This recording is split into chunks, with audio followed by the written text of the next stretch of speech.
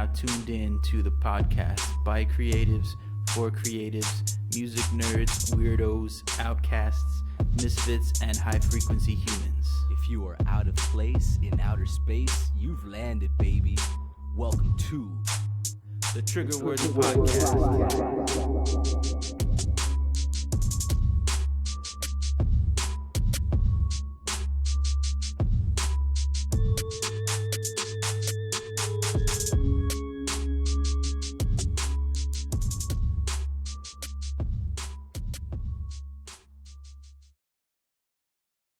Trigger Words Podcast. Episode number 6. 6. Welcome to the Trigger Words Podcast. This is the Becky with the good hair. This is BDF, and the F stands for flip. Doctor. Woo! Where the hell are we at right now? We are live at Espada Park, the heart of the South Side, the place that I don't even want to be a poser, dude. I never come over here. This is my first time sitting here in this location, but you guys just educated me. Sarah and Felipe just educated me. This is apparently where all the Spaniards, all of my people, were colonizing and starting to do their thing. Pretty much, yeah. Long history. It's beautiful out here, though. It's really chill. Yeah. Just a quick message to my ancestors. Ew. We know what y'all did. Okay. And anyways, here we are. We are shooting episode 6. This is unconventional. This is the first time we've done it. We're having a lot of firsts on the podcasts. So here we go. How was your week, man? How did you feel this week? Feeling pretty good this week. Yeah. Yeah, man. It's been busy still. We just dropped the DWIP album. Oof. Drunken Wizards Impersonating Physicians Oof. on that mad scientist tip. Yeah. And I like how you said, please open up your mind, try out some new hip-hop, because it's not cookie-cutter shit. It's not going to be your conventional stuff.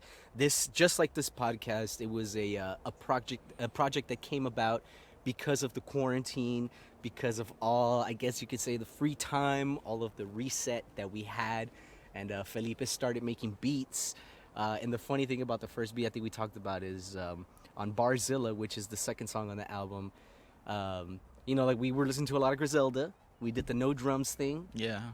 So there's a lot of new things on that album. It's unlike any project that I've ever done. I think maybe you could say the same. Yeah, same for me. That's the first time I ever delved into making any kind of hip-hop stuff and, putting it out there. Yeah. Well, I'm very proud of it, and shout out to everybody who's been showing love online. Thank you very much. It is available on all platforms. Please go check it out, The DWIP, and that is featuring Dr. Philip Smartman, PhD on the beats, and it is Arthur Barsworth, MC on the rhymes. So please check that shit out. Run up the numbers. Another great thing that happened this week is we got to play at Jaime's place, which is a brand new spot in the west side, which is not far from us at all. And we got to play with Los Nahuatlatos. I was a little skeptical at first. I was, feeling kind of tired. I was already a little drained that day. And as soon as we got there and we started playing, it was just fantastic. Sarah took care of the first set for you.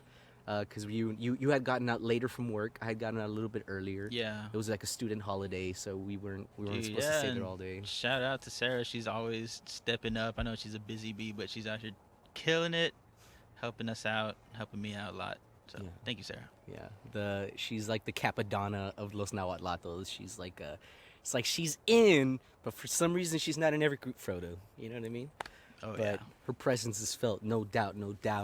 But yeah, shout out to Jaime and Jaime's place. That is it's a really good spot. I actually really did enjoy it. I was a little apprehensive because there was a lot of people there, man, and we have not performed to a crowd like that size since before the quarantine. Easily, because we've done a few shows, but they've been, scattered. Everybody's kind of outside, social distancing. Yeah. But man, that beer line was ridiculous at Jaime's place. Oh yeah. Yeah, dude. I remember it was funny because Luis was waiting in line for 10-15 minutes, and then he comes back and he's like, "Nah, dude, I couldn't get it. And then like Wow. one of the Jaime's employees came to us with a bucket full of beer, and we're like, oh shit, awesome. I guess we're good then. Yeah, it's pretty cool there, man. It's a really big space and everything's spread out, so that was cool too. Yeah. And shout out to Luis too, because he actually busted a string during our last song. It was supposed to be our last song, and they had us play for like another hour because they were so hype. But we were playing Kukulkan, which is just such a energy-filled song. And like I turned around and I look at Luis, and Luis is changing his guitar string. I was like, oh shit. And then like, you know, before we did the last breakdown, like he like came back in and that shit was like halfway on. He's like, fuck it. And he still like soloed without like, what is the E string? Yeah, the high E string. The high busted. E. And speaking of, also the Dakota East Side Ice House Jazz Jam is back with the Luis Gonzalez Trio, Sarah Rocha, and is there a drummer that you guys have? This fixed guy, John Fernandez or John Fernandez? All right, cool. John Fernandez, Luis Gonzalez, and Sarah Rocha are doing the Jazz Jam again. That is open to all jazz musicians. You just have to come in, sign up, and just bring your instrument. Bring your axe. Bring your brass. Bring your drumsticks. Please don't forget your drumsticks. Maybe bring a mic too. You know, just in case, like just a mic. I'm sure there'll be XLRs and a PA there for you. So, yeah, man. Every Thursday, right? Every Thursday, yes. Every Thursday at the Dakota. It starts at 6 o'clock and it goes all the way to 9 o'clock. So come out, show us what you got, and you know, just come be a part of the moment. It's fantastic. It's beautiful to see San Antonio, because San Antonio is so rich with the jazz sound. You know, it's a very jazz city. It's a very everything city, but jazz is very prominent here. That's my favorite jazz band, honestly. Yeah, I love to see them jam and then get other players involved that want to come out and jam, because everybody's got something to play or something to say. Yeah, and Texas right now is starting to like really reopen and really starting to get relaxed with the coronavirus stuff. So another place actually where you can catch LG3, most of the components of LG3 is actually a new place called Tooties, a place for foodies, and it's over there by La Tuna off of Ceralvo Street. It's actually a really good spot. They have like this like French style brunch. They have these huge micheladas. They have these really delicious mimosas. So shout out to Tootie and everybody over there. The staff is great. There's like an AstroTurf in the backyard. It's socially distanced. It's out in the open. So it's a nice little spot. So cool. And Sarah and Luis are doing jazz there on Sundays. And sometimes shout out to Marco. Shout out to Francis. They both show up too, and you know, just plug in and play.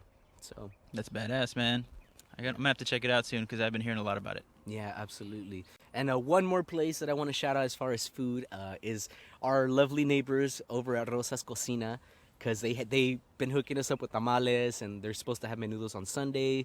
So shout out to them. They're always showing us love, and they're always like reposting all of our stuff. So shout out to Rosa's Cocina. Dude, yeah, that food is good. Every time they have tamales or menudo, it's bomb. Yeah. So kind of to change the pace a little bit here. It was kind of a rough week, wasn't it? It was a lot of death in the musician community. Yeah. Starting with the Houston local. Oh yeah, man, Johnny Nash. Yeah. The classic OG Johnny Nash. He died this week, man. Yeah. Rest in peace to him. Yeah. And if you're not familiar with him, he had that his most famous song is the I can see clearly now the rain is gone. So like that's one of his songs. It actually came out 1972, but like one of the favorites also is like Hold Me Tight. That was 1968, and actually down to a cover that we do with Los Nahuatlatos, which is Stir It Up, you know, which is heavily covered, but he did that one as well. Who else died this week, man? Oh man, I was so bummed to hear the news about Eddie Van Halen going. Van Halen. Such a legend. You know, they would call him the Michael Jordan of guitar at his time, straight up, because he would shred and he would solo like crazy. He changed the game up. Amazing, man. Sad time. Yeah, I was never a huge fan, but you know, a lot of the mainstream songs, there's like they're hard to ignore, man. They're jams that, like, you know, you see them in movie scores, and you know, they're just really, really popular, and they've affected music in a way that probably I don't even know, you know. Like there's a lot of, you know, hip hoppers that just love Van Halen and, you know, all that scene. So, you know, que en paz descanse. And then somebody else who died was the original guitarist for the Red Hot Chili Peppers, Jack Sherman. Also, not very familiar with him either. But hey, you got to give props, and it's Red Hot Chili Peppers is a legendary band, man. It's it has to be mentioned. So Yeah. rest in peace to all those musicians that just lost their lives, or just, if anything, just went to go see their final resting place. What else happened this week? Did you catch any of the vice presidential debate? I did, man. I was listening to it at work, Yeah. and then the first thing I see when I pull up my phone, which is probably more towards the end of the debate, everybody's talking about this fly. I was like, what? Jeff Goldblum was doing work. Yeah, man. It was crazy, dude. I was listening to it on my headphones, as well as on NPR, listening to it at work. I was getting my work done, and I have my Bluetooth headphones. And I was just like, this son of a bitch doesn't stop talking, blah, blah. And also the same thing that you said, like, I really thought, I was like, what the fuck is with this fly? And I was like, holy shit, this guy has a fly on his fucking head. And then I talked to my mom the next day. It was super funny. And I was talking to my mom, and I was just like, hey, did you see that fly on Pence's head? And she was like, dude, I went and grabbed the fly swatter. Oh, what? Thinking that it was a real fly, because my mom has a pretty good TV. It's like pretty Yeah. good definition and stuff. So I thought that was the most hilarious thing. I liked how everybody was saying, like, it was like a caca joke, like, Yeah. piece of shit.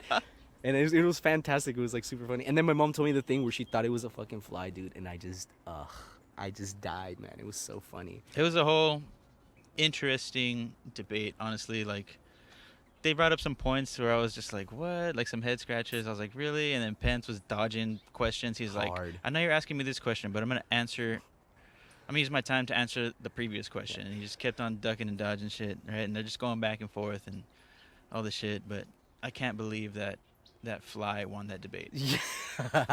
It's the winner of the fucking world, dude. Susan, I'm going to just go ahead and ignore your completely controversial question. You see, the American people. And that was every fucking question, dude. But one thing that was cool, Kamala Harris just like threw it out there just like a fucking nugget. She just threw that shit out, and she was just like, yeah, we want to work on cannabis legalization. Actually, she said marijuana, but we should start normalizing that marijuana is a racist term, and we should just call it cannabis. Right? Yeah.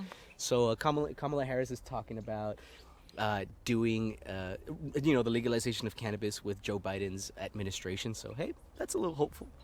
Other than that, afterwards, Trump got corona, all that stuff, and then they were talking about a presidential debate, and then like Trump's like, well, if we're gonna do a virtual debate, I'm not doing it. So then they both decide to hold town hall meetings. And Biden decided to hold a town hall meeting, and then like Trump is like, oh well, I'm gonna hold a town hall meeting too, and it's gonna be at the same time as yours. That's like baby shit, dog. It's like Yeah. little kid shit, man. It's ridiculous. God, he sucks, man.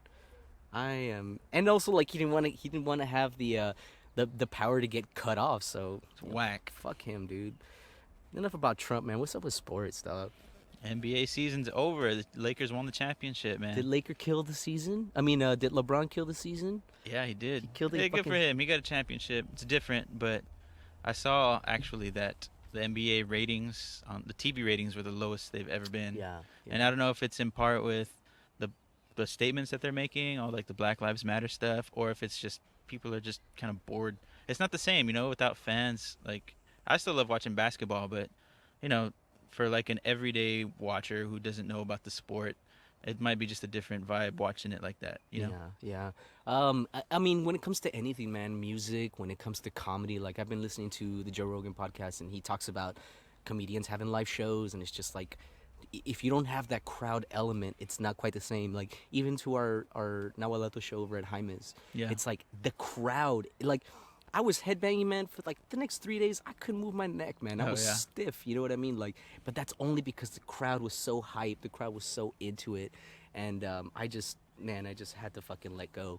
So I can see how without the fans, without the drama, without the nail biting, without everybody just like yelling and just like, it loses a lot of its energy and its aggressiveness. Definitely. I think it was cool though. It was like, for me as a sports basketball nerd, it was really cool because it was like pure basketball. Those guys were just playing the game, and they weren't getting any of that energy feeding. They wouldn't feed any of that energy from the crowd during this whole time they were playing over there.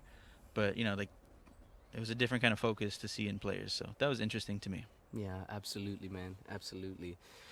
Well, I'm kind of ready to jump into this episode. It's going to be such a great one. We got Joaquin Muerte with us.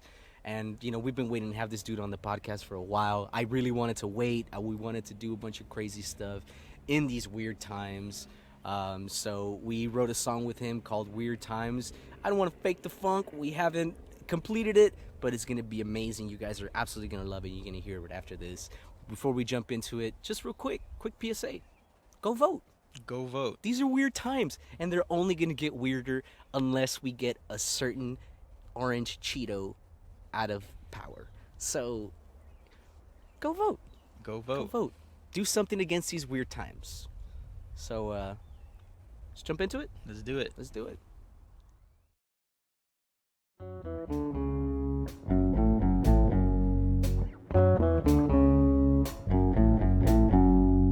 These are weird times. Let's be weird together. These are weird times. This kind of love's forever. These are weird times. Let's be weird together. These are weird times. Our twisted souls are tethered. It's been a long time coming. It's the times are weird, strange, deranged, and queer. Fear not the change, for things have been arranged. Future, present, and past. If you really must cast this outcast at long last, hit you with bomb blasts, assassin, skill, assassin, still act crass, burn grass, the chill, slap, firm ass, and squeeze. Every moment of life blessing you receive. These are weird times. Let's be weird together. These are weird times. This kind of love's forever. These are weird times. Let's be weird together. These are weird times. Our twisted souls are tethered. Check the clock and it reads. But at least I have you and Spodioli, dope delicious, you weird, smart, and so ambitious. A rare specimen, should I be suspicious? Malicious world, it can't be vicious, but hot damn girl, I risk COVID just for your kisses. I can't breathe and I feel weak, stuck in the moment when our lips meet. These are weird times, let's be weird together. These are weird times, this kind of love's forever. These are weird times, let's be weird together. These are weird times, our twisted souls are tethered. These are weird times, let's be weird together. These are weird times, this kind of love's forever. These are weird times, let's be weird together. These are weird times, our twisted souls are tethered. Baby, is it getting hot between us? Or is it just global warming? I want you so bad, like another round of stimulus checks. The emotion you make me feel will never run out, like the water in South Dakota. Our love has always and will always matter, like black lives. So hungry to be yours, I could eat the rich. Capitalism's dying breath.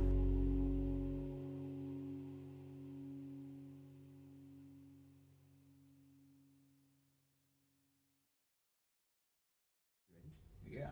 All right.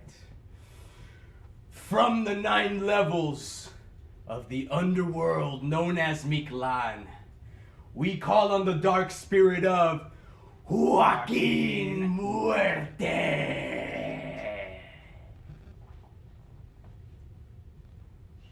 Good evening. Good evening. Good evening. Come in, sit down, friend. I shall. Pull up a chair. Get comfortable. Yes. As much as I could with this damn chair. Hey, what's up? I cannot believe it. We finally got the man, the myth, the legend from Semilla, Calmeca Squad, Los Nahuatlatos. You ready for this? Mariachis del Infierno. Oh, man. Eddie and the Valiants. Cancion, cannibal, cabaret. and the Chicanx versus Alien podcast. What's up? Community organizer, ladies and gentlemen, Joaquin Muerte. What's up, brother? What's up, man? Yeah. What's up, y'all? Dude, we're stoked that you're here. We've been talking about this episode for a while. Man, looking forward to it. And also, you have been mentioned on every single episode leading up to this one. I've been paying attention, man, and whenever y'all mention my name, I get all nervous and shit, and like, I'm all, okay, you got a lot of shit to stand up. I was like, did I actually do that? I wasn't paying attention. Nah, I'm just kidding. Yeah, so we had to get you in here. I feel like this podcast itself is a reflection of what you have started many, many years ago. So it's just another seed that is sprouted in everything that you've already done for the music scene. And we had to get you in here to talk to you. So first thing I want to ask is, can we get a Sasquatch update? Oh, man. I mean, I you know, as far as what's happening with the Sasquatch, like, I think that people in the mainstream lose interest, but people in the underground keep it, like, as much as possible. A lot of people are really into, like, updating when their fence was broken or when a rock was thrown and that kind of thing. And so just like whenever we saw people with the prints, like, they would give, like, Sasquatch footprints, it was like, we don't believe it. So there's, like, this, like, yes and no about whether there is, like, true proof and that kind of stuff. But, like, more recently they did this guy had this hair of Sasquatch, and he had it in his, like, a Ziploc bag in his freezer for years, and finally decided that he was going to give it to the FBI. They were going to examine it and do all these different things, and they did the sample. They checked it out. They gave, you know, it was like a month or something long that they had the results. Sent it back to him, and then they were just like, it's just a deer. Oh, really? No way. Yeah. And the dude was just like, dude, I saw the Sasquatch. I experienced all that stuff. Like, nah, it's not a deer. Like, it's Sasquatch. It's actually Himalayan mountain lion pubes. I'm sorry, sir. For real? Like, yeah. The dude was like, he was just like, you know, like, just like everything. Like, the UFO community says, like, there were, you know, balloons or, you know, drones or, you know, and they always try to, like, take away the idea that it might have been something that they saw with their own eyes. So it's the same thing. It's the same battle. It's like people won't ever, I guess, 100% say whether it was Sasquatch or whether it was a deer. But now there's this other discussion about whether the Sasquatch is a interdimensional being versus an actual thing. Yeah. So, like, you know, people were thinking that Sasquatch had a home, that it was building these little structures. It was, like, sleeping in the forest. It was sleeping in the woods. But then people are seeing it, like, in San Antonio, for example. Like, people saw it years ago in San Antonio. And some of the evidence that came out in San Antonio was, like, the most detailed evidence of, like, the structure of its face. So it had, like, the brow. Like, I have, like, a little Sasquatch brow right here, too. So I guess, let me just show you my example. So I'm, like, 14% Sasquatch on my Ancestry.com. Yeah, DNA.com. But, yeah, thanks to my dad, I have this little thing right here. But, like, in the Sasquatch video, you can see, like, how it's all, like, boom, and then, like, boom, like, his nose was, like, boom, and then, like, a zip draw, boom, boom. And so there was, like, some of the biggest evidence that, like, San Antonio, like, had, supposedly was outside of, like, San Antonio, like, in Bernie or some, like, North 281 or something. I don't know. Yeah. But you can find, if you, like, YouTube San Antonio Sasquatch, San Antonio, Texas Sasquatch, you'll see, like, a really long video of this dude using, like, super boring mathematics techniques to say that they saw a Sasquatch and it had a big brow. We want to believe. Yeah. We want to believe, Joaquin, I promise you. Sasquatch himself wants to believe, man. Poor vato, dude. I heard he can, like, teleport and shit like that. He just, like, he knows when there's cameras around and shit like that. Well, think about it, right? Like, whenever we see things like the Sasquatch or UFOs, like, they're always fuzzy video, right? Yeah. So, like, think about it. Like, if UFOs can travel interdimensionally, if Sasquatch can travel interdimensionally, what is the idea of interdimensional travel? We as existing beings on the planet are moving molecules. We are spinning at a certain amount of time and a certain amount of rate in the space, that if like, for example, like a monk can, like, he can, like, meditate himself into, like, pure calmness, and then just like start a fire, like, in his hand, right? Like, if they can do that out of pure meditation, right? Like, what are other things that we can actually do as beings on an existing plane, right? So, like, we are on a planet that is made up of the same stuff that we are made out of. So what is the idea that we ourselves can call onto this energy, or even not call onto it, but learn how to use it, learn how to be a part of what is the planet, instead of being so stuck on what is, material things, and we're so focused on these quick little. What they teach us in school, and dude, everything, like, even just like as children, like when like nowadays, it's hard to get a kid off of their little iPads and stuff, and it's like, they're so stuck on the light, it's like, what if we were teaching these kids to like interdimensionally travel as when they were little? Like, I mean, All right, we're going there early. I'm just saying, Early. so for me, it's like when we see those fuzzy videos, maybe we're not seeing the actual thing itself, but maybe we're seeing like this like being that is in tune with what is the universe. It's like we are these creatures created in order for the universe itself to just like entertain itself, or for it to be like a living soul. Like the way that your gut tells you when you're hungry, like the way that your heart tells you when you need to breathe, or that kind of thing.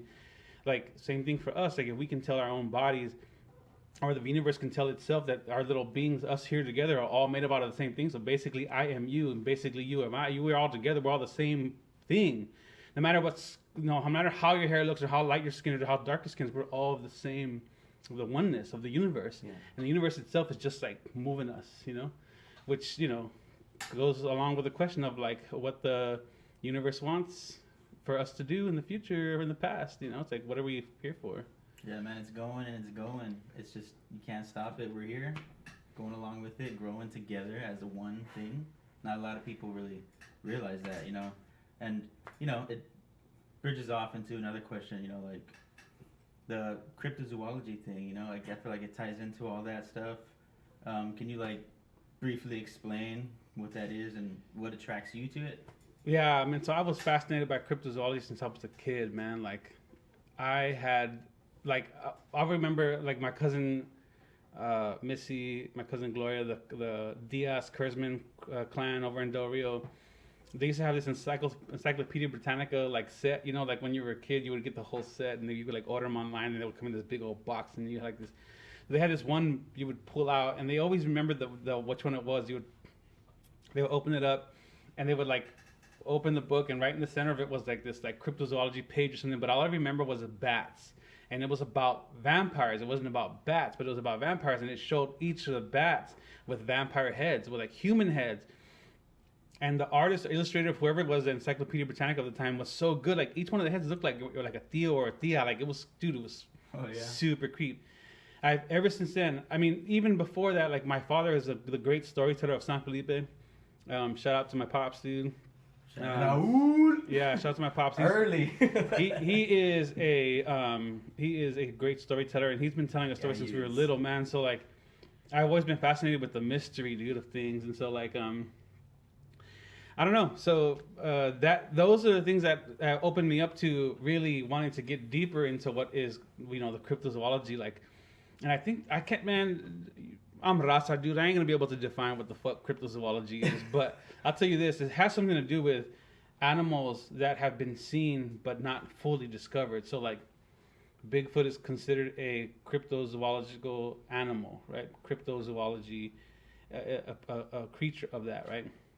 But some cryptozoology creatures that had been found were like, it was like a kangaroo of some kind. It was like a kangaroo monkey or something, and like, they actually found it. They had film of it, and they found it in a tree, and then later on they were able to find the actual animal, and it was actually making families, and it was becoming a bigger animal. Mm-hmm. And it got out of cryptozoology list and became a species that was like known as a species. So like, so some people actually discover what is like, cryptozoological creatures and stuff, but then there's a bunch of stuff that's really out there, like, the Loch Ness monster, like, people know that there's giant fish in the water, but like, then you have like little, like, I mean, not little, because for example, like, the Loch Ness, the loch of the lake where it is in Ireland or whatever, it's huge, but the creature is supposed to be like dinosaur size, and dinosaur size is like, massive, massive. Monolithic. So, yeah, so you can't imagine that, like that, something like that comes out of the water like that. So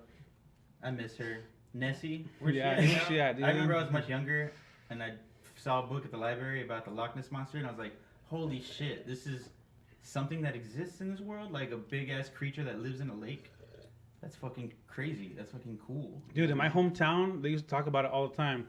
So like in my hometown, if you drive out towards like El Paso, like going towards, I guess, what is it, west? I don't know. If you drive out towards El Paso, you see like people hang catfish jaws, like for the biggest catfish that they've ever like caught, they'll hang them like on their front, right in the front like thing. And so like some people have said that like they've seen catfish jaws as big as like human beings at our Lake Amistad. And so like Wait, jaws of the fish as big as human beings? yeah, like just the jaw itself, meaning that Holy the fish shit. itself was like, you know, whatever, quadrupled So the size. fish could pretty much feed on humans if it wanted to.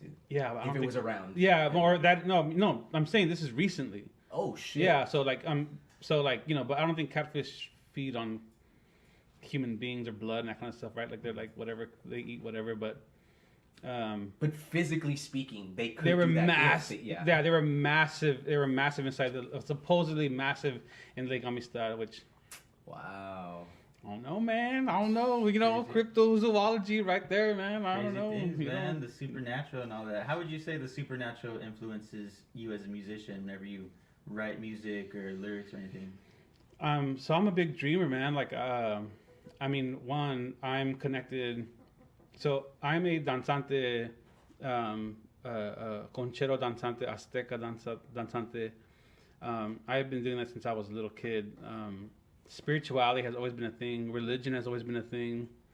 I love all religions. I love to study all religions, from Christianity to Buddhism to, you know, to Native American spirituality, and all practice traditional ceremonies that have been here for like over 40 to 50,000 years. You know, and so for me that like whenever we say stuff like you know, like agárrame los manos, adelante, vamos juntos. Like, it's not just about movement. Like, it's about us as creatures. It's about us as people. It's about us as spirits. Like, so it affects everything that I write. Like, it affects like the way that I believe we should coexist and not as like races. Like, say we were to like take out that social created you know, barrier, right?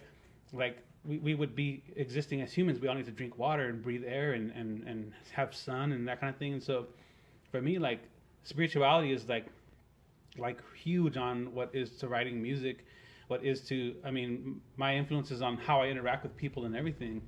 But I also am like super into like supernatural, which is like natural. Then you have like, right, you have the plane of natural, which is like where we are right now maybe.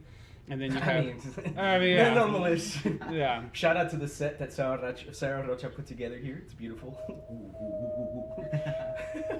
And if you're in podcast land here, see it with your ears. Yeah. So there's this thing right here, and there's this thing right here. For all those in podcast land, there's this one thing right here. Don't forget about the other thing over there. Oh, here. And this thing. There's one thing over here. Don't look at that thing. Right here behind the bar. No, I'm just kidding. So yeah, so you have this plane of natural, right, existence, and then you have this like supernatural plane of existence. And so that's like what I think a lot of people believe, like supernatural stuff is like ghosts and like spirits and like demons and that kind of stuff. But like, if we're talking about the thing that we kind of started off with this whole like the spinning of molecules and that kind of stuff, and the interdimensional traveling and that kind of stuff, like how supernatural is a ghost when they're also probably existing in a plane that you and I can see? True, I see. You know what I'm saying? So like, is it supernatural? Is it not? So then like whenever we pray, for example, like people who pray to God, or people who pray to the dark, or people who pray, or even people who talk to themselves in the streets, who's not to say that those people are on a plane of what we consider natural, but supernaturally connected.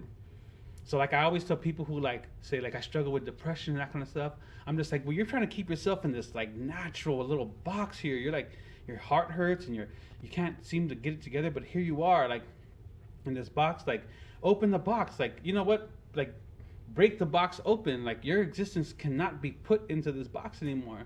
Your body is, and your heart and your spirit is telling you just to break from that natural, this like plane of existence where this earth is, and exist on a supernatural level. Like, what is it to be like this like freed spirit? Like, there's a lot of things that keep us in our box, like work. I mean, we have to work. We have to work in this existence. But like, dude, you come home at 11 o'clock, right? If everybody else's schedule is 8 to 5, you're getting out of work at 11 o'clock. The rest of us are wishing we can kick it with you, but you are at work, right? And so our happiness to exist with y'all's two and during the day ain't happening with me, which sucks because now because work is basically holding me back from my plane of happiness. Yeah. And dude, we want to talk about the coronavirus even more so, dude. Like people are saying, stay home, and okay, we're doing it for people we love and that kind of thing. But here comes the true test. How much of your happiness is within? Yeah. And how much of that medicine did you collect? Like the chipmunks and the squirrels, they go and they collect all the nuts. Like how much nuts did you put in your mouth?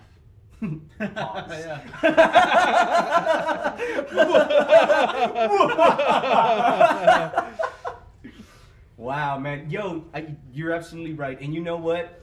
At least for us, I think that this pandemic brought the best out of us, right? Like, we started a podcast. Felipe and I just dropped an album. Like, it's just been the best. So, but you're right. It's been a very reflectionary time during these pandemic times and everything. So, it's bananas, man. Blessing in disguise, right? Some people, Yeah.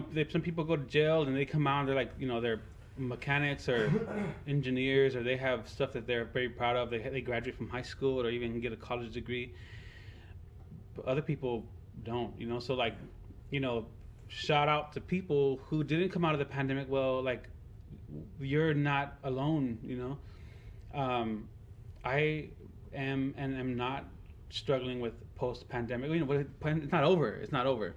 Wait, what is that? Post-pandemic? What is that? Well, post-pandemic, like meaning like after the pandemic is over, but like it's not over. Like post-pandemic depression. Pardon? Is that what you're Post-pandemic pardon? Oh wait, that's like. saying? Is that a thing? I mean, yeah, we can make it a thing right now, dude. Yeah, Here. that's what I'm Where's the wondering. paper at, man? Let's sign the contract. Copyright that shit right now. But yeah, I feel you. You know what I mean? Like, it's okay to have gone through a tough time during the pandemic because a lot of people did. We were lucky, some might say blessed, to be able to have had like what you were just mentioning, like the inner happiness or whatever. That's also kind of a new thing, I think, for a lot of people. Like, this was the time for them to realize, oh shit, I got to be happy within myself to be happy in the natural plane, right? Because like when you're sitting alone and at home just with your thoughts, it can be a tough thing or it can be a good thing for whoever you are, depending on who you are. Yeah, man. I mean, for you to be to experience a pandemic, like when it happened, like it was like March, April, like mid-April, we were just like, holy shit, this is really happening. But I remember when it began in March, right? It was like, I remember talking to y'all and I was just like, dog, isn't it feel strange? Like, isn't it just strange? And then like April, May, we're just like, we're in it. So for people at this moment to want to go back to that normal box that they had, it's like, why would you, man? Yeah. The thing that really did it for me was like, I remember when South by was canceled, I was like, oh, this is for real. Like, this is for real, for real. It's funny that you say that because like, what do they call that? People who are just used to getting what they want. South by Southwest is very much a I'm used to getting what I want thing. And so when they cancel stuff like that, right? For example, like when they canceled the Conjunto Fest, right? Like, hey man, it's not gonna happen this year. A lot of the raza here in town was just like, what? But like, oh, okay, I understand. But South by Southwest, oh no, that doesn't get canceled. That happens anyway. So when it got canceled, it was like, I was gonna fucking overdose this year during the Tame Impala set. I couldn't wait to walk around Austin holding my shit all day. Yo, but you know what? You know what's crazy, man? Like, speaking on inner happiness, on the flip side, we're also doing that. Flip side. Also, rest in peace to Flipside Records. Rest in peace. That was my homeboy from Eddie and the Valiants, Gil Cuellar. It's his family. And his sister passed away. She was the one that was running that. So rest in peace. Gil's your sister, man. Presente, man. But speaking on what you were talking about inner happiness. On the flip side of that, there's a lot of people. Like, for example, I think we're up to like 5 suicides a day related to like coronavirus. Like, as far as like, I lost my job, or a significant amount of like family members passed away because of the coronavirus. You know, just whatever. Your life is just changed in such a way that you just can't go on living. Like that is a new thing too. A lot of people are dying because of the pandemic due to sadness, due to just not accepting this reality, not accepting what the cards that have been given to us are. Western culture and Western religion, right? Well, whatever that to a lot of people that means Christianity, right? Is to say that that's a wrong thing for people to do, right? And I'm not here. I mean, I know that we're trying to keep it positive, but I'm trying to understand things from a whole other. It's free, man. We talk from another box, another plane. So for the listeners who are tripping, but open your mind. Should not have taken these mushrooms before I heard this podcast. Open your mind. Shout out Total Recall. Anyway, so yeah, but you know, dude. First of all, be sad, dude. Yeah. It's just normal. Be sad, like be real good. Turn on a freaking sad song, dude. If you're going through a heartbreak or you lost family members, there's no purpose in trying to force happiness. Like, dude, just go with that vibe, that energy, man. Just feel sad and feel good. Listen to like, it's a feeling. It's a feeling we have to exist in. But the other thing too is like, you know, suicide is a tough situation, man, and I you know, it's crazy, but you know, sometimes. And just in a weird thought, and I have these thoughts all the time, is some people just ain't made for the plane of existence. Sure. In this existence. And just like you introduced me earlier, we have the 9 planes of Mictlan, right? There's other planes of existence, and the Egyptians and the Aztecs and the Mayans believed in it. Mm-hmm. And you lived in those planes of existence for years before you actually, what they so-called believed, that you actually died. Which is like you're forgotten and your soul is completely released from the universe. And so like, I mean, you know, they have suicide hotlines, and if you know the number to that, like call them up if you're feeling like you shouldn't be trying to go. But just like I'm saying, the Joaquin Muerte, the nickname comes from this, right? Like death is just another plane of existence. And you're leveling up. You're leveling up, man. Yeah, it's a beautiful thing. So, and there's a word for it. I'm not sure if you're familiar with it. It's called bardo. It's on this book called The Tibetan Book of Living and Dying. Is where I read it. Ooh, man. It's a great book, and basically they have this word called bardo, and bardo is pretty much like the living world is one bardo, death is another bardo, and I actually wanted to talk to you about another bardo. There was this, you know, I have this relationship with you that's been great, and I see it like kind of like AC or BC AC, like from the time that I knew you to now. Like there was a moment when you talked to me about your wild dreams, and that's another bardo too. That's another plane of existence. Right. And I remember one day we had this crazy conversation, because sometimes you call me like while I'm at work, because you know I do work late, as you mentioned. And sometimes we'll have these great conversations on the phone. And I remember one day you told me about just one of your crazy dreams. And I was like floored. I was just tripping the fuck out, man. I had never heard anything that crazy before. I was wondering, would you mind maybe briefly sharing one of your dreams with us? And, you know, just kind of let us know the sort of things that you go through in the dream bardo. Yeah, man. I guess I don't know how to begin with my dreams, but like and maybe y'all might have heard this in my own podcast, right? Mm-hmm. But when I was about maybe 5, I remember my dream. Yeah. And a lot of people don't even have, you know, when that conversation about when was your first memory, right? As a living person, mm-hmm. You know, and some of us can instantly like see that in our mind, right? Like we can see our first memory. Like some of my first memories were my dreams, and when I was a little kid, I had seen post-apocalyptic dreams. I remember seeing nuclear bomb mushroom clouds as a kid. I saw American Civil War dreams, like dead soldiers in the streets, and I was almost as if you were there, like Like Oh going no, through yeah. Well, let me just clear that up real quick, man. All my dreams have been like a lived experience. Like I'm living in my dreams. Nothing is ever. Like, there's some times where I'm dreaming and I'm just like, okay, this is obviously a dream because like, you know, for example, like I'll like, oh, I need to walk over there, and I'll like jump, and I'll be all like, whoa, like I'll like jump all like far, and then like I'll be in the sky, and then like I'll land, and then I can do it again. But there's some times where I'm dreaming and I'm like, you know, like I'm actually like living my life in my dreams. And most of the time I am myself.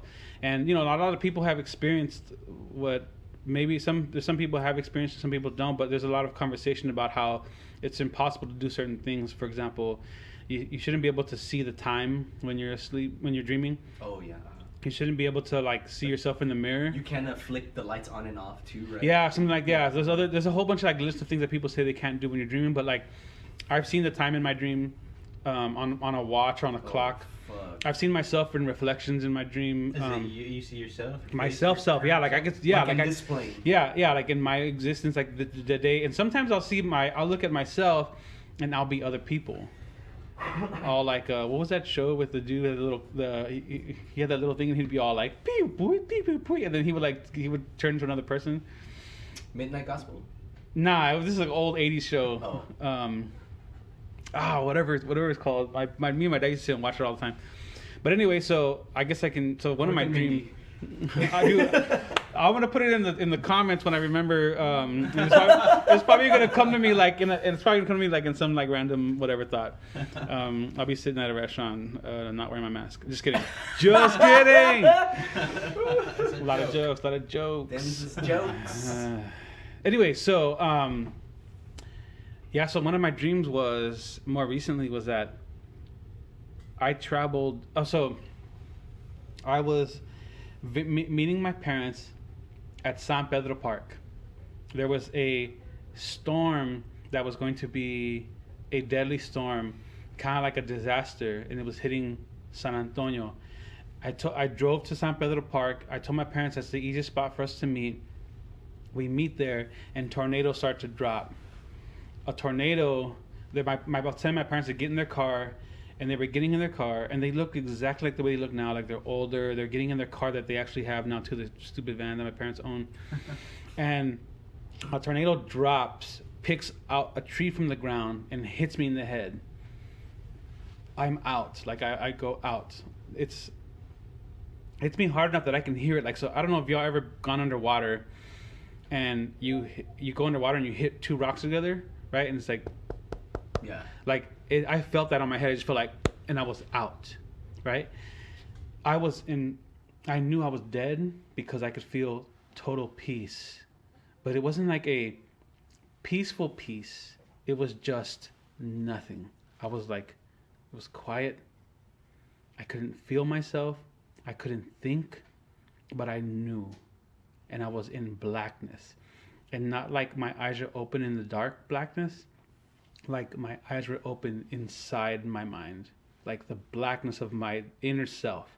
No lights, not even the thought of light, not even the thought of existence. It was quiet, it was dark, but I knew, and I just knew in my consciousness I knew. And then I woke up, and I was walking out of a house, like out of a light, like walking into the light. I walked into a light and walked out of a house, and it was like a suburban house, the whole area looked like suburban area. And it was at a moment where it seems like either the sun was rising, but it was before the sunrise rose, like early morning, like what around here it's like, it's still dark around 5 o'clock, but like between 5 and 6 there's like this, like it's not dark outside no more, but it's not sun. Or dusk, right? When the sun's about to set, or the sun is set, you can't see the sun no more, but it's not dark yet. It was like this in between, right? And the sky was, you could still see the stars in the sky, but there weren't stars in the sky, it was just black. And some lady was just like, do you want any sandals? Like, welcome, come outside, come sit outside and relax, you want any sandals? And I looked at my feet, and my feet were bare, right? And I was walking on this really soft grass. And I was like, no, I'm fine. This grass is soft, the cement, whatever. And I looked down the street, and there was a bunch of people hanging out, like National Night Out, like everybody was outside. They're all kicking it on the porch or on the driveway, and there was kids running around, and there was people, and they were talking, and they were conversating, and everybody's wearing kind of like the same thing. It was like a cotton top and bottom, right? Everybody was wearing the same things, like cotton shirt and the bottom cotton bottom pants. Like it was like the beach suit or whatever. Sounds a little cultish. Yeah, well, yeah. But like, so I was like, really, like, I don't know what I'm doing here. Like, I have no idea what I'm doing here.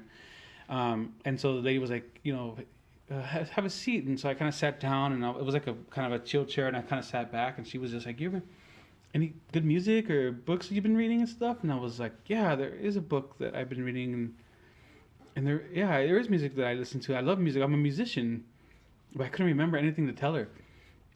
And she was like, yeah, check out this book that I'm reading. And she showed me the title of the book, and I looked at the book, and I read the title, and I told myself, remember that title. Of course I forgot it. But so like, such our dreams. Yeah, dude. Such it is with dreams. So I was like, okay, like, I'm gonna remember this book, and at that moment, like everybody kind of looks into the sky, and in the sky there was this woman, and she was floating, and her like dress was flowy, and it looked like if she was in water, but she was facing down, and she was looking down onto us as we were looking up to her, and there was a floating woman, and she says, attention, you do not be afraid, you are in transition. You will see, like, she kind of gave us instructions, and she said, when I'm done speaking, you will see a light flash, and you will begin your new life. And so she kind of like disappears into the darkness of the sky, right? And then this little like aluminum looking colored, like blimp looking kind of a spaceship goes right above us, and just the light flashes, and we all are standing like in blank space, like blackness, and we're kind of all floating. And I could see everybody like in the distance, and all the land is gone, all the dirt is gone, all the grass is gone. Everybody's just floating in darkness, and people are just like transforming into things.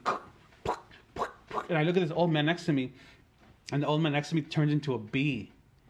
And I was like, whoa. And I looked at this dude next to me, and he turns into like an old man, and it was just like, boom, and it disappeared. Bloop, they just disappear. So then I'm like, okay, what's going to happen to me? And then like I just disappear. I wake up, and I'm in this cement, like concrete, like downtown looking area. And it's like a shopping mall, and there's the walls are all glass, but it's all online shopping. But you can go online shopping. Dude, I don't know how. I remember I could see it in my mind. I could see it in my mind. There's like these cement blocks, and from the cement blocks, there's these glasses coming up, and people are buying stuff, shopping, and then it's basically shopping online, but in person. And all the windows and the walls are all glass. There's no enclosed doors. It's all like basically looks like it's all outside, which makes me think like, oh man, like what if this is the future of like our shopping experience, right? And so I'm walking, right, and then I like look in the mirror, and I'm a woman, dude, and I'm just like, whoa. I was just like, I'm walking, and I'm thinking like, oh man, I'm walking too much like my old self, like I'm kind of walking like a barbaro, I'm all like, So I started kind of shaping up a little bit, kind of like started walking kind of prissy, and I'm kind of just like, oh, and I start kind of thinking like, like I better look like a woman, and not people be like, what's wrong with this dude, And so like I'm walking into one room into another room, and I'm seeing people shop online, and some guy like looks at me like as I'm passing by, and he kind of does this whole thing like, oh shit, look at that ass, and I'm just kind of like. Yeah, and I was kind of like, how rude. And I was thinking like, man, like this is already going. It's like happening, you know what I mean? And I was like, this is it. Like, this is my new life. Like, this is my new life. I'm gonna have to get used to who I am. I'm gonna have to start working on my personality. Like, I'm gonna start developing myself, and I'm gonna call myself Megan. I was thinking about everything that I can possibly do to become this person that I had become in my dreams. I didn't even know it was a dream, first of all. And I was trying to basically think about all the things I was going to become, this new person, this new life. Like I had to let go. Like I had to let go of all my things. I had to let go of my life. I had to let go of my prized possessions. I had to let go of the music.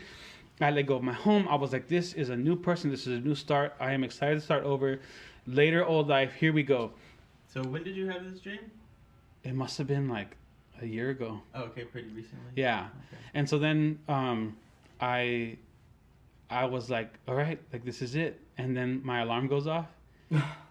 And I woke up. And I was myself. I was me, Joaquin, right? And I woke up and I was just like, What happened to my vagina? You get to I was like, oh, no. No, but I started to cry. Like I literally went into tears because I was ready to start over. And I don't know about people in the world, but like life can be really rough sometimes, or it could be even just rough to be in a good place. Like I could say right now, like I'm in a good place, but it could still be rough to be that. And so when I was able to let it all go to start over, I was excited. And when I had to come back, I was disappointed. But I was so disappointed that I teared up, dude. And those were the first times that I started thinking about my own existence and how much of how life is short and how happy I need to be. And it changed my perspective, dude. Just 100% changed my perspective. Wow. So wow, man. And I think you told me, I'm not sure if it was that dream, but I do remember you saying something like that where you thought, oh, this is over. It's finally over. You know, like all the hardships of this plane, even if it's just this life, you're like, it's finally over. And I love that. And I love that you are the guy that's starting to document and kind of lead the charge with that, with your podcast, Chicanx versus Aliens. Mm-hmm. Could you briefly tell us a little bit about what it is that you talk about in the podcast, and also tell us a little bit about what your production process has been from when you first started to now? Yeah, so the Chicanx versus Aliens podcast is a podcast that I basically edit, produce, direct, and perform and whatever. All by myself.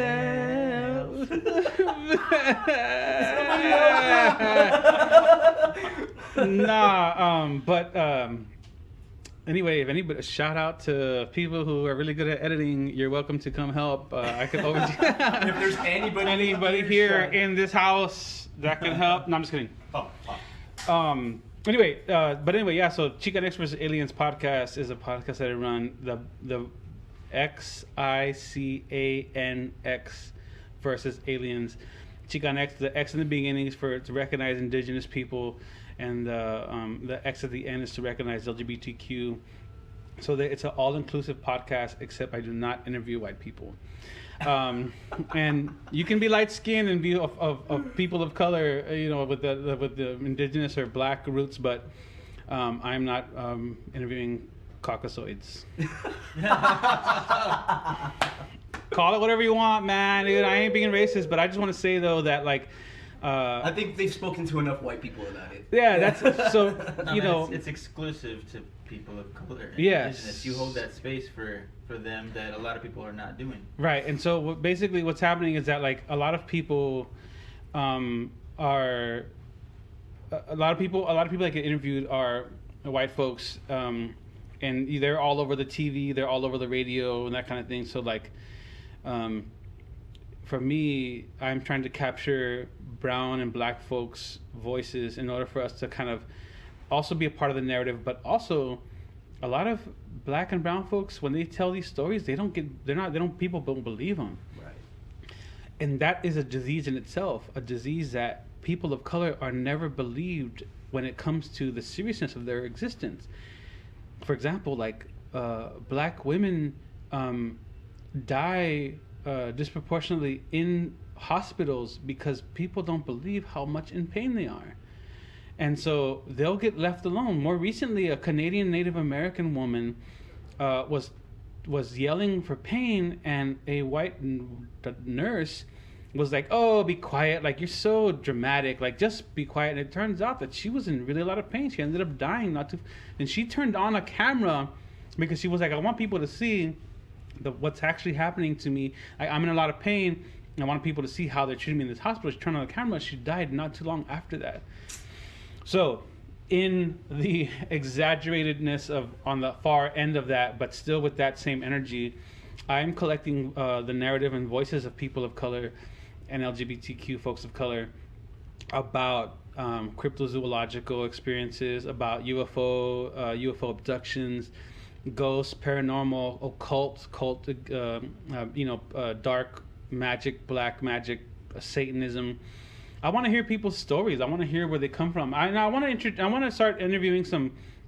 I'll probably do like a small amount of like Christian folks of color to really get like their perspective on spirituality, because I really want people to see the spectrum of our understanding of what it is to be a brown or black person of spiritual, of plane, that kind of thing. My process is real simple, man. I take my phone, but in the beginning, I would take my phone. I would ask people who I knew. For example, I think one of my first interviews was Ashley Renee Kellum.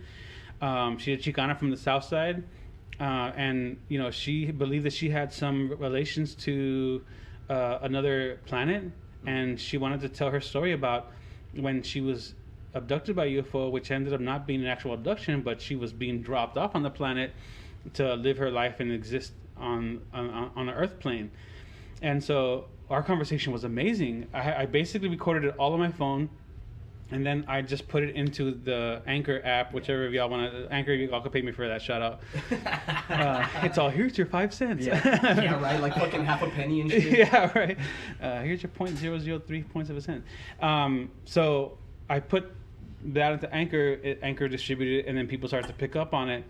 I started to invest money into microphones, Pro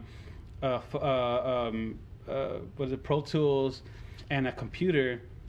And I was able to now start kind of doing maybe somewhat of a process, kind of like y'all are like surpassing me like a mug, but like basically I'm able to record people, and I have it mobile too, so I can take it. So like one of my first mobile conversations was where I invited Andre.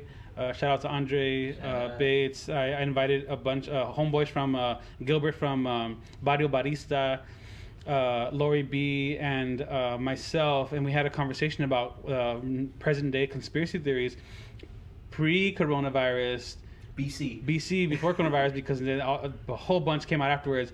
But this was kind of stuff that we had been talking about for years, and I'm able to sit and have a conversation with them, and then I edit it all in Pro Tools, add music that's like that I have, and then I put it out again on the Anchor app, and I'm able to get it distributed. So. Well, you've done a fantastic job so far since the first episode to now, and he also does do paid sponsorships, folks. So hit him up. We used one for Radio Tierra as well when we first released El Cucuy and we started releasing the first album. So please go check out that podcast. I actually just got a signal from our producer. We're going to try to move along just a little bit quicker because I think we've gone on for almost about an hour now. Dang. So we want to try to keep it, under about an hour and a half because it's a lot of editing. So if you don't mind, we're going to kind of go through a little bit more of a lightning round. Let's do it. And I really want to get to all these questions. One-word answers. Do only one-word answers from here on out. I'm just kidding. Yeah. Surprise. Happy. Excited.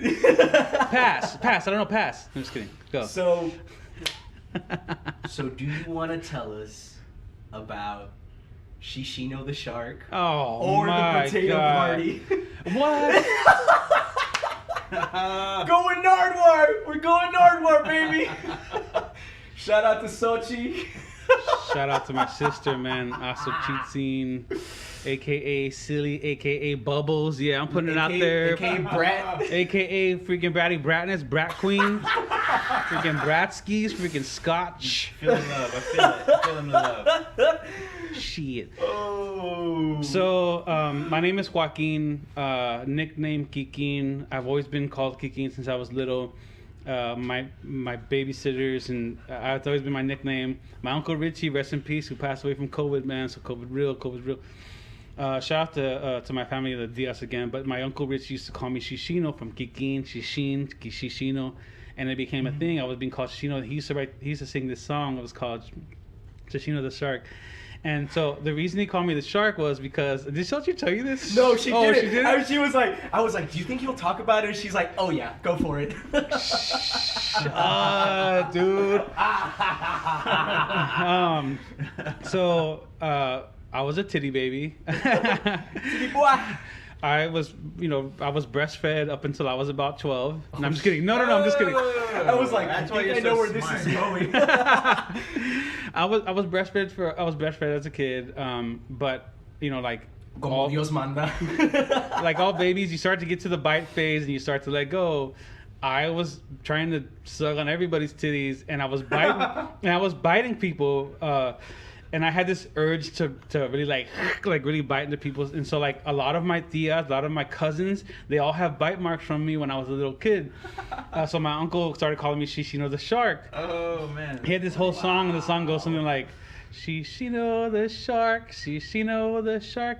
He bites everybody, Shishino the shark. And dude, every time I go home, because like my family was in Del Rio, I'll walk in the door, my mom will sing. She's like, the first thing she'll be all like, Shishino the shark.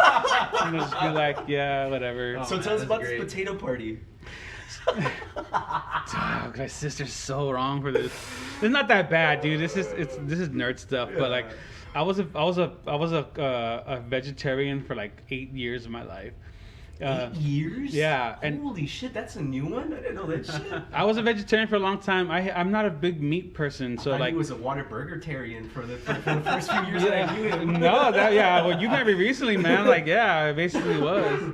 But I was a vegetarian for a few years of my life, almost 8 years of my life, and I was a horrible vegetarian. I was super heavy, and because I was eating all the carbs in the world, because that's the easiest thing. When I would go home, my grandfather would be like, because I was a vegetarian, he would intentionally tell me like, we're gonna like gut this deer, and he'd make me like skin deer and cut deer and stuff, and then after I would skin it and cut it, he'd be like, okay, we're gonna cut it into pieces so we can share it. So like I'd be like hacking this like deer, like, and I'd be all like going home to eat like a freaking pasta with like marinara sauce. He did it on purpose because he wanted to teach me a lesson. But he knew that I wouldn't eat the meat that he would offer me, and it was, dude, like growing up, like especially as a native person, deer is a special thing to share with people, and my grandfather was doing that with me, but the lessons were being like loaded into my old memory, and now I bring them back, and I'm grateful for my grandfather. Yeah, so he would I had a birthday party, and he said, come to the house, I'm gonna throw your birthday party. And he threw me a potato party because that was the only thing that he knew that he would make me barbecue-wise. And he gave me this potato that was like as big as this. It was this giant freaking potato. And he was like, eat that. And I was just like, what? And so like, I opened the foil, and it's like this giant potato. It's like a huge potato. And I'm just like, oh, like just scarfing it down, dude. And then my grandpa would be all like, see, potato party. Potato party. Yes. So that's just like the thing is like my cousins and my sister, of course, she always says a potato party, and it's like whatever. Wow, thank you, Sochi. Really appreciate the intel. Really, Soch? really, dude, really. So as we know, you are the original Nahuatlatos band, man. Do you have a favorite Nahuatlato story you'd like to share with us? No. Not on record. Yeah, no, I can't. There's nothing I can say about like a gig story. No, yeah, I mean, okay, I'll tell one story. This is so, when we started Los Nahuatlatos back in the day, it was me and a couple of the homies. I can name them, man. I remember it was a good memory.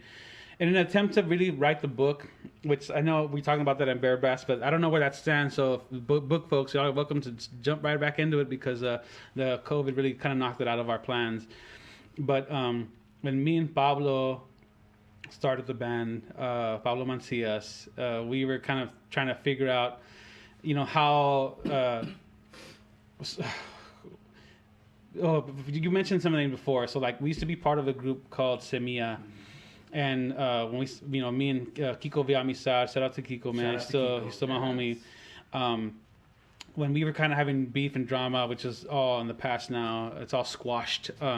We formed Los Nahuatlatos, and in the process of wanting to become something still cultural but still something kind of abstract and that kind of thing, we had the Nahuatlatos form up, and then not too long later we introduced Nicolas to the group and that kind of thing. As we started to introduce new people to the group, right, we had a whole crew of people. It was a nice crew of like 5 or 6 at the time, and we started playing gigs at Salute. That was a blessing, dude. Like shout out to Salute. Like a lot of people who are like, And also rest in peace. also rest in peace. Agnes Dominguez is the owner of Salute. She still kind of has a lot of the stuff, which is a great history of Chicano music scene history. The Salute for me was like what people whenever they have like La Botanica is kind of like to them, but you know it's a whole nother vibe. Like I can't say it's the same thing; it's totally different things. But when I say like rest in peace Salute, I'm really remembering a ton of great memories. Agnes Dominguez trusted us with First Friday. Dude, in the Salute world, that was huge because everybody was trying to get into Salute, but she loved the way that Nahuatlatos had this like conjunto vibe and that kind of thing. And dude, when we would play Salute, we would pack the house. But Salute was like as big as this room here, so it was like easier to pack the house. But I mean, like, dude, talk about like shoulder to shoulder, dude. Would not exist in Corona times. Not at all. I mean, dude, we were so sweaty. We were breathing into each other's mouths and shit. And so, like, it was crazy. It was crazy wild, dude. And so, like, every First Friday, it would be, like, lines out the door. Salute was so totally packed. And so, people started to find out that Salute was a spot for those Nahuatlatos. That was this up-and-coming Chicano soul, Chicano band, this Chicano roots fusion. And people were, like, coming to the spot. So we had this dude who used to write for The Current, and he was, like, what's the name of that dude from The Voice or whatever? Simon. He was like Simon Cowell. Yeah, so he was like the Simon Cowell of like The Current, dude. Oh, I've heard this story. And so he comes over to Salute and he says, "Look, man, I'm not gonna be there the whole time." He goes, "If y'all could start early." So you know, we would go on like at 9. So he showed up like at 7. So like we were, I mean, you know, whatever, dude. We were sober as hell. You know, usually we're on a drunk vibe, like just jamming and chilling and drinking and whatever. But he comes off super early. The place was empty with just us and him. And he would just like, he sits down and he doesn't even like introduce himself. He sits down and he just like, he looks at us and says, "Go ahead." And then we're just kind of like, okay, cool. So, you know, as the Nahuatlatos can do at any moment, we can jam at the drop of a dime and feel it 100%. Don't matter if there's a crowd or not. So in the history of Los Nahuatlatos, that has always been the vibe. So we do that. We're just jamming. We're jamming. So like, you know, we're giving solos to people and we're freaking, you know, we're just going into like this like Chicano vibe. And I remember Nicolas was just like, "Yo, hit him with the solo." So I'm like, man, I had this new timbal and like I'm just like, you know, and it's all like, I'm just freaking giving it to him, dude. And I'm feeling this whole like, I'm feeling it, dude. I'm like hitting the timbal and all these places that it's making these ring, and I'm like hitting them. And so, like, anyway, a week later, right? Like, because it comes out on the Wednesdays. It was released on Wednesday. A week later, the article comes out, and it's like this dude. He put it out there, and there's a picture of Nicolas right in the front, hitting the microphone. He's like singing at the microphone, and the title says, "The Night of the Pinche Timbal." Oh, yeah. And this dude is just like, yeah, this dude was just like, the sound was so loud. Like, these guys are crazy. Like, I don't even know what they're playing. Like, and then Joaquin, the drummer and founder of Los Nahuatlatos, is just like just hitting this drum and it's all loud. He's like, the pinche timbal was ringing in my ears and blah blah. Dude, total. It was our like first article in The Current. We were all excited about getting to The Current, and it was a trash article, dude. I mean, the guy wrote the article very well. I mean, whatever, from a literary standpoint of view, but he was eloquent in his shit talking. Dude, yeah, dude, like a totally shit talked the star. So when we were like, so that was our first article. So I was like, dude, I have that shit framed in my music room, man. Like, wow, that's incredible. Not my favorite Nahuatl story, but that's the one that I can release on public. Yo, you know what? That's actually crazy. That leads into my next question. I think we'll ask you one more question, then we're gonna get to the listener questions because we actually have quite a few, and we'll have to run through those a little quick so we can start to wrap up. Is it? No. So Joaquin Muerte, it's in your name. Death. It's an inevitable part of life. I know that you're not worried about dying. I know that you're not scared to die. Not that you necessarily welcome it, but you'll embrace it once it comes, right? Mm-hmm. With that being said, not being worried about death, but are you worried about the legacy you're leaving behind? Even though you know, like even through your dreams, you know that after this is done, it's done. Like, are you still worried about the legacy you leave in the simulation, in this bardo, whatever you want to call it? No. Next question. No, I'm just kidding. No, I'm not, man. No, as you know, I don't have any children, blood children. I do have. That we know of. Yeah. Just kidding. But and I think that a lot of, especially Raza, believe that that's how they fulfill their legacy. I don't have any blood children that are going to continue the blood or the name of my family. Is very proud of their last name, the Abrigos. I'm proud of my existence within the relationships that I have with my beautiful family and my blood and my friends, y'all. But when I go, and it's funny because I was thinking about this on the way over here, and these are just thoughts that I have all the time. So I wasn't like, oh, I'm gonna think about this on the way to Arturo's house. Every day. Yeah. So as I was driving over here, there was a funeral, and there was a traffic stop in the middle of a very busy kind of intersection, and the police were stopping people, and the police are always so rude. They're just like, kind of like, stop. You gotta stop. Everybody's gotta stop. We got a fucking corpse here. Yeah. And I was thinking like, when I die, like I don't want no car parade, dude. Like what is that? Like what is so pretentious. Well, what is the celebration of death, right? Like why and does it have to be done by car? Like, I'm not blood related to any cars. You know what I mean? Like, why does a car have to be thrown into this? Something like, you have to drive your fancy car to the freaking cemetery and drive it all through the town. Like, nah, man. Just like, tell people to show up to the spot where I'm gonna be tossed in the dust. Yeah. But show up to the after party. yeah, for real. And like, and munch out till you want to sleep. And I remember my legacy. But no, I'm not worried about leaving no legacy. Actually, I think we had this conversation like about releasing music and releasing podcasts, and I think this thing too. Like, I thought about this yesterday as I was leaving y'all's place yesterday from a rehearsal, about how I want to do like a comedy skit. I always think about comedy skits.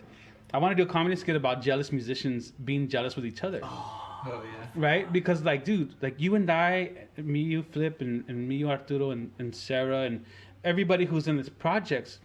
We're all part of all these different projects. And like when I'm in some of my other projects, I'm in a whole other space with a whole other group of friends, and my energy is completely different. And I'm happy there. And so like if I see you in your project and your happiness, like I'm like, dude, go. But it's so funny because musicians get jealous about that stuff. Like, how was your rehearsal? So it looks like you're putting a lot of energy into that stuff. I'm just like, dog. So like for me, fulfilling a legacy of music, right? For example, right, the Nahuatlatos. If I was to die, and y'all were to continue, like, I wouldn't. It doesn't hurt me to think that. For me, I want y'all's energy to be expelled, expended, spent as much as possible before you go, and that's what I want to do. And like. That's a beautiful way to put it. Unfortunately, like I haven't been able to meet a beat maker that really gets me on a hip hop level, because before I started singing and playing drums professionally, I was a hip hop artist. I was a rapper first, and I've never been able to meet somebody who can meet my needs beat wise. That I in my head have my own, but I've never actually had access to beats. For me, before I die, I want to release a solo album. That's one of my projects. And like it's funny because I always think about that stupid meme that says like somewhere in your hometown there's somebody who still want to be a rapper. Yeah. And that one hits hard for me too. Yeah, because I still consider myself a rapper, and I'm from a small town. But like, for me I want to be able to release all my creative energy, and then if I die, good. It's kind of like when rich people die and they still have a lot of money. Like, you can't bury none of that shit with you, man.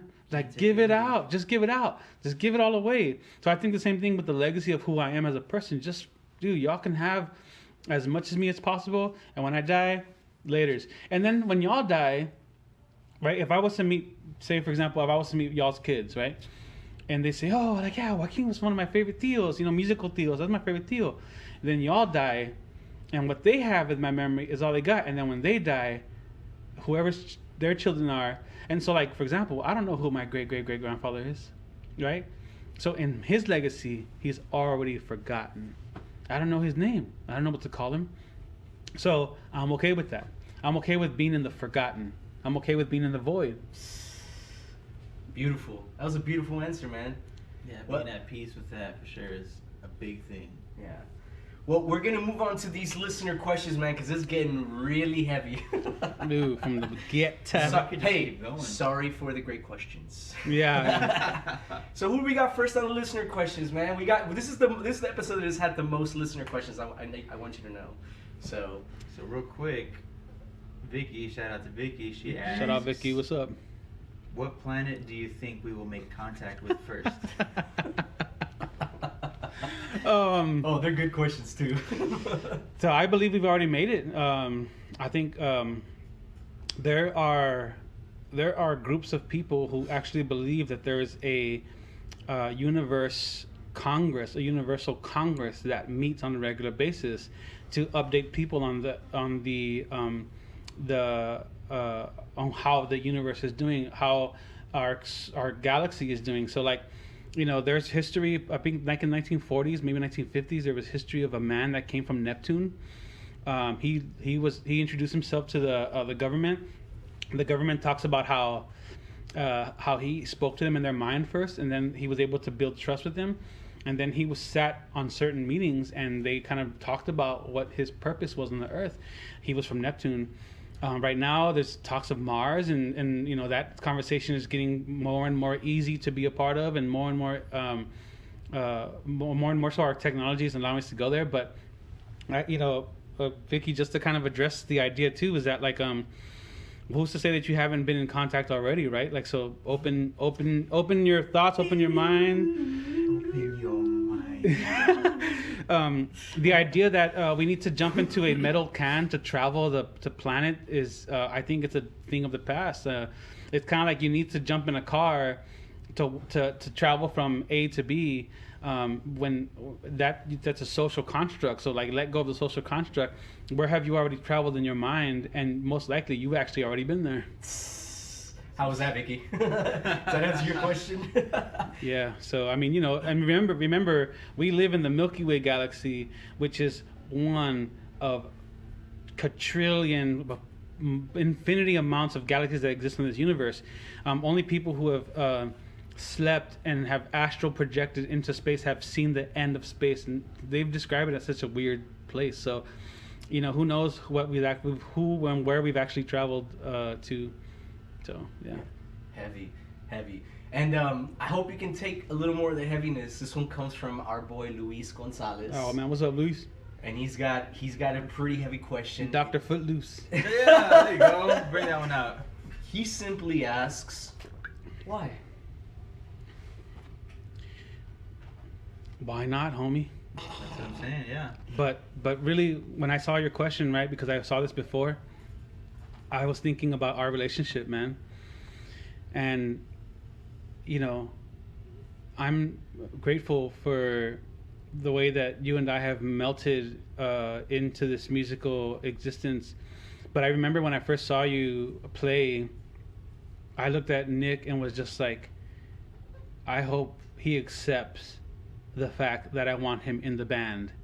And you were so humble at the time that I was like, time. Now he's like, no, dude. Here we all like, can we do this? And he'd be all, no. I'm like, all right, Luis. Yeah. I'm gonna go home, packing my shit up. But at the time when you were, the projects that you were a part of, you were kind of like so willing to kind of go into stuff. And I remember some of your first shows, but like the things that when you shared an idea musically, right, without words, with no talking, musically, I knew that we had to coexist in a closer kind of a way. And the relationship in our music has been so important. So like, not to like be on the nuts or nothing, at least, but why, dude? Why? Really? Why, man? It's really like, I think about how grateful I am for all the relationships that I built. And sometimes I sit back and think like, why was I allowed, And so then, I always think about the things that I did wrong too, and think like, shit, any of this stuff can be taken away. Why? Good question, Luis. Thank you, Luis. I think I'm trying not to tear up, homie. Dude, and you know what? Just real briefly, he like submitted the question like 3 times, like on my story, on the trigger words comments, on some other thing. Like he texted me. He was like, "Why?" To Joaquin, I asked why. So there we go, Luis. The answer is 42. It only took like 30 years to get that answer. But... Okay, we got another question from Hugo. Hugo Funes. I'm not sure how you pronounce it. What's up, man? Bear Brass. He asks, who was the first band you ever played with? Shout out to my homeboy Alex Hernandez and Laura Torres, who plays with Bombasta. My homeboy Alex Hernandez, who plays with a group called Aparato in LA, and then this dude named James Denny, DJ Sutton, who was a turntablist. We used to have a group called Mente Sobre Materia. Oh shit! And that was it was like a Chicano version of like Deftones meets Rage Against the Machine. It was political, it was heavy, and it was rap. DJ Sutton was one of the two. When I do homeboy James Denny, who was a firefighter right now, he's an amazing firefighter. He was a breakdancer and DJ when in a small town where none of that shit existed. Alex had already had like this like the people on this podcast are gonna kill me, but what's the name of the Tom Morello? Yes, he already had like Tom Morello techniques on the guitar before, you know, in the little town where we were performing, and we were playing at the park, and people invited us to play at the park. But that was my first band to perform live. The actual band that I played with before that, which I would say would be the first band I ever played with, was right out of high school. It was called Purple Yen Poison, and that was like hardcore metal band. And shout out to people who got their start in hardcore metal bands and became these musicians, like Daniel Delgado, who he didn't say it nothing, man, on your podcast. No, he did. He did. But he played like guitar player. Dude, but that shit is on YouTube, homie. You can What? find yes. Oh, Dude, I ain't gonna even tell y'all, but y'all have to look it up. His pops was the one that showed me those videos, man. And he's playing hardcore metal. Yeah. But anyway, yeah. I was a vocalist. I've always been just a vocalist for a lot of these bands, and I've always wanted to play drums. And when I finally started playing drums, it was like the best thing ever. But yeah, Purple Yen Poison with my homeboy Eddie Flores and Laser and all those homeboys, man. Shout out to y'all. I miss y'all. Badass. We have Rafael Ramirez. That's a homeboy of mine from way back. He asks, "Why are you such a chingon?" Oh, yeah. Why? Oh man, ¿Por qué? I'm not, man. I'm actually a widow person. No, I'm just kidding. No, man. You know, something that I heard more recently was trust the process. One thing that I learned about San Antonio scene is if you show up enough, you can become a part of anything. And I was showing up to spots. I was showing up to so many spots that it was hard for me to become part of anything. So I had to do my own thing. And Nahuatlatos is a project of me just trying to create my own space and have people come to it. I don't consider us chingons. I consider us a work in progress, but we've done so much work that like people are like, whoa, but like there's so many things that I want to do. I want to write a children's album. We have such the capacity to do it, you know? That bean and cheese. Bean and cheese on corn, dude. Man, that's so good. My favorite taco is bean and cheese on corn. Bean and cheese on corn. Bean and cheese on corn. My favorite taco is His bean kid, by the way. and cheese on corn. I wanna eat a taco with you. Ralph's gonna love that fucking answer, man. But yeah, I'm not, man. I'm not. Let's hang out. He's got 2 small children too, so he would love that. Let's go. Sarek Gutierrez. Did I say that right? Sarek, I think. Sarek? Oh, Sarek. What's up, Sarek? Yeah, he asks, how are you so fly? Oh, man. We like to call it Pachuco casual, homie. I was born and raised in the barrio, man. Like cholismo and cholo style has always been a thing. It was when I was growing up, I was just following in my parents' footsteps. My father was an old Pachuco. My mother was a brown beret. It was about representing raza and at the fullest all the time. And I never let it go. And it's funny because I met this vato in San Antonio who knew people in Del Rio. And he said, man, Joaquin, he's a wannabe cholo. And the guy said, nah, man, ever since I've known him since he was little, he's dressed like that. And I've always dressed like that, man. Like, it's just a thing for me to dress kind of like in that style. Pachuco casual is kind of like the dress code for those Nahuatlatos too, man. Like when you're gonna show up to a gig, Pachuco casual, man. That means And trying to keep it a little dark. well, you know, I just a little advice from. I like the dark, man. I like the dark, dark that's fly. spirit. That's what's fly. That's that fly. That's so fly shit. so fly. Just bring it back. Yeah, but yeah, man. Sark, you're fly too, man. What's up, homie? Like with all them drums and all them cool equipment. I saw Sark's set the other day. I was just like, this dude, man, it's a real deal, man. Yeah, Real deal. he's an instructor, so he's out there And doing I- the damn thing. And I asked him, I said, yo, man, can you give me lessons? And he would just like, come over, man. And I was like, how much? He was like, just come over, homie. I was off. All right. Never went over. I like that price. I like that price. What's up, Sark? So, Mr. Don't Tell Me What to Do, Oh, Ryan man. asks, if you had to choose between being a drummer or a vocalist, why would you choose trombone? And he said, no, just kidding. What would you choose? Shout out to Bear Brass and shout out to Ryan, man. Like, originally I'm a tuba player. I'd been playing tuba since I was in 6th grade. And I did a couple years at Sackford University, playing the tuba. But anyway, I always wanted to be a drummer, and I had been messing around with drums since I was a little kid. But just like y'all said in y'all's episode, and I related to this so much. When I went to band tryouts, I was given the tuba, and I didn't want to choose the tuba. I wanted the drums. So in the back of my mind for years, I was hoping to get the drums. But I played the tuba for all those years, which taught me how to read bass clef. And so I had been singing since I was a little kid, and that was something that I just naturally had. My mom sings, my brother and my sister sing, and so I had already heard. And I told Ricky Ray Wu this the other day is that I had heard the Overtone series as a child, like in my mind, and whenever I heard sounds of any kind, so like my mom would turn on the air conditioner and it would be all like, like I could hear, and then I could hear like the harmonies of it. And you're like,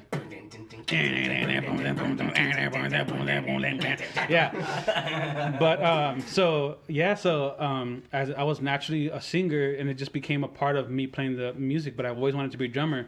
It wasn't until I was playing with Kiko that Kiko said, "Yo, man, bring a drum." And I said, "Cool." And then after we had been playing drums for so long, for just percussion, he said, "Do you have any money to get a drum set?" And I said, "I'll raise it." And I raised it, and I learned how to play drums.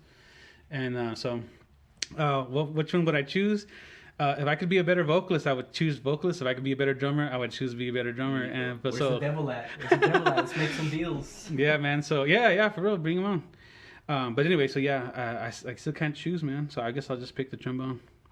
Oh. Bringing it back, son. That's What a did y'all competition, thought? Ryan. What did y'all That's thought?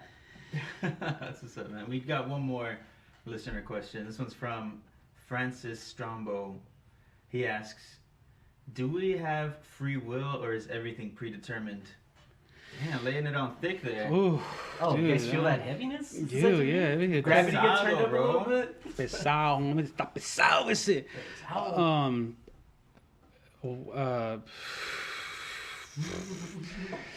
I mean, you know, I think that the idea of predetermination is a beautiful thing, because we think that we are working at will, and we think that we have the choice, and then you know, things happen to us, and we think like, why me? You know, the idea of predetermination, you know, it means that we are doing exactly what we need to do at these moments, at this time, right? And so, for example, like, you know, these conversations might have already been had, but, you know, we are having them at the moment, and it's so beautiful. But like, what if I was to say, like, you know what, it's over, like this podcast is over, and that would be me exercising my will. But who's to say that the predetermination didn't already was going to say that my energy was going to go in that direction? Or did my will actually make the change in the universe, in the predetermined universe? Or what if at will existence is predetermined universe, right? What if our will as existing beings is like the wave, right? The wave of water. So think about when you're walking in water and you step forward and it goes, there's like waves, like an echo. So what if we were to say the first thing, and that is the path of predetermination? Who knows, man? But I think that our existence is beautiful and ugly at the same time.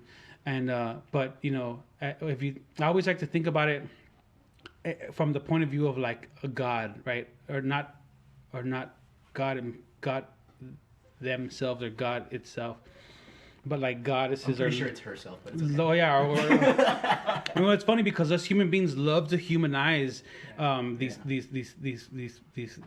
mysterious things. So like, I always like to make the example of Thanos, right? Thanos in the X-Men and the Marvel universe was just like, y'all are bugging and we need to like get rid of half of y'all so that the earth can grow and be beautiful again. And so he was just like, wanting to like do that, make that change. And so like, Earth is Thanos, when Earth wants to just exist in its beauty, it's just like, tornadoes and hurricanes are part of its beauty. That's like the Earth putting makeup on a regular day. And us, hormigas of this planet are just like, no, don't do that. And so like, for me, like, it's like, our will is maybe possibly the echo of our predetermined existence. I don't know, homie. I don't know if that answers kind of, but like, I wish that I could, so I think that certain people can see the future, and I totally believe in psychics and future people who can see the future, and maybe that's what they see when they think about the future of your existence, like tarot cards, right? It's like you are going to make this echo, and I can already see what's going to happen in the future of that echo that you've created, of the wave and the water that you've created. And when we talk about cellular molecules and our structures and that kind of stuff, us making waves, and that's how we exist, solid matter on the planet, then some people can actually see those waves. And I believe that like people, especially like curanderos and people who are shamans, they're able to see those waves, the ripples in time, whether they are predetermined or whether they are at will. But either way, it's kind of like you are shaping that with the way that you're moving. It's crazy. It's crazy. And then to make it think, like we talk about water and the waves of water, like 80% of our body is water. So like we are in our bodies, we have what the earth is like part of. You're so wavy, bro. Ride the wave, your gut wave. Well, whether it is free will or is predetermined, one thing is for sure, we just wrote this fire ass skit that we are gonna play right now.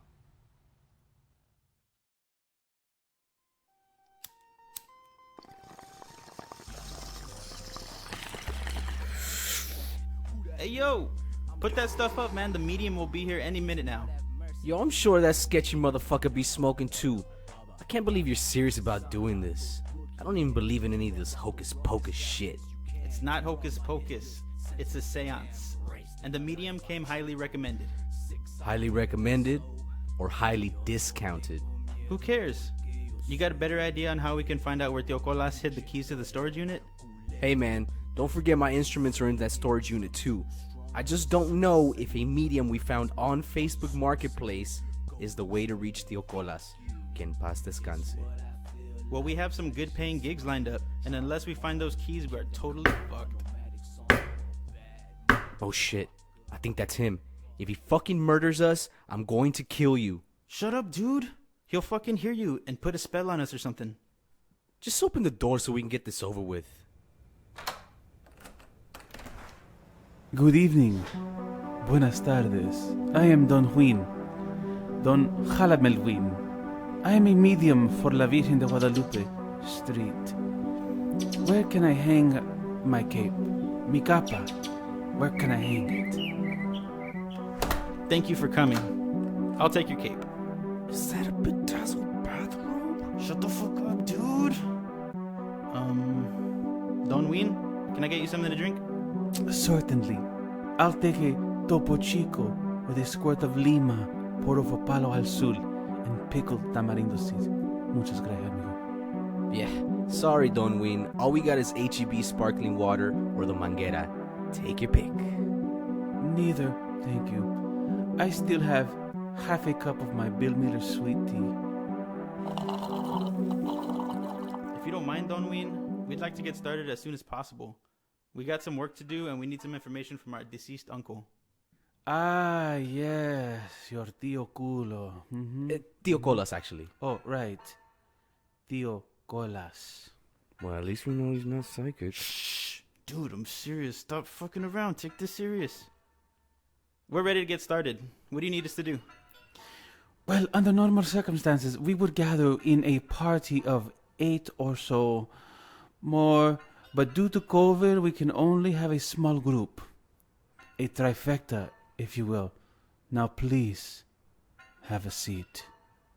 Take off your shoes. Wait a minute. What? Okay, please remove your shoes and socks. In normal times, we would need to hold hands, but since we don't want to spread the germs, we won't be holding hands. What's that got to do with the socks and shoes? Everyone, please air out your feet, spread your toes, and lock them as if you are making a zipper. Hey, yo, this man can't be serious. Bro, chill. We're already here. Let's just get this over with. Fine, whatever. Y'all sus as fuck, though. Let us begin. First, we must set a barrier of sal, that is salt in English, between us and the spirit realm. That way they can communicate, but not cruzar into our world, neste mundo.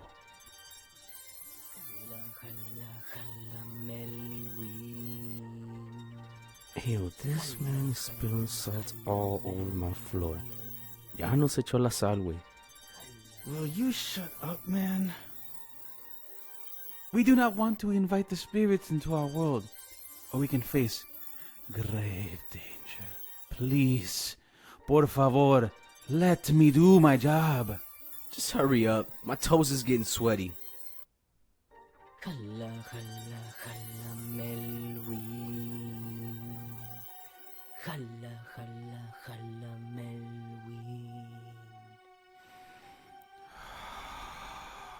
Tío Colas, we call on your spirit to guide us to the answers we are looking for. You, please, may I have the item of the deceased? Yes, sir. Here you go. He didn't own much, but we do have this handmade roach clip. He used it for years. It's made of javelina hoofs and baby squab feathers. Very well. Tío Colas, your nephews come to you in search of answers. Please join us in the land of the living and make your presence known.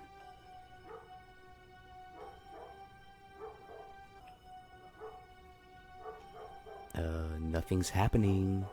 Please, please have faith and try your best to concentrate, mijo. Enfócate. Ugh. We don't want to anger the spirits. Do you guys hear that? Hear what? Shh. It's coming from inside the house. Tío Colas. Tío Colas. If you are with us, give us a sign, please. Help us feel your presence so we can... Do you guys hear those footsteps? Oh, What shit. the fuck? It has begun. Hurry. We have a small window of time. You must act now and ask your questions. Hurry. Ask him, dude! You ask him. I'm kind of shook, to be honest. Motherfucker, this was your idea! Don Ween, I don't think we want to proceed. Are we able to make it stop?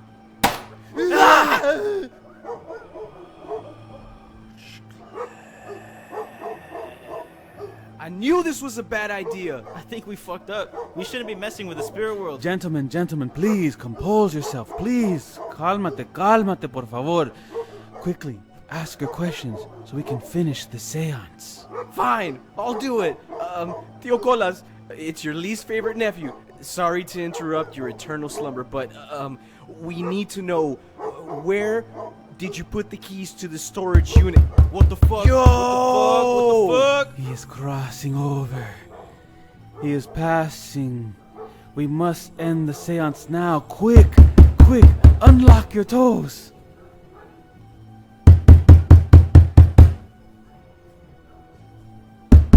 Viogolas, we command you to return to your resting place. Your presence is no longer needed. In the name of La Virgen de Guadalupe Street, I command you to leave the land of the living.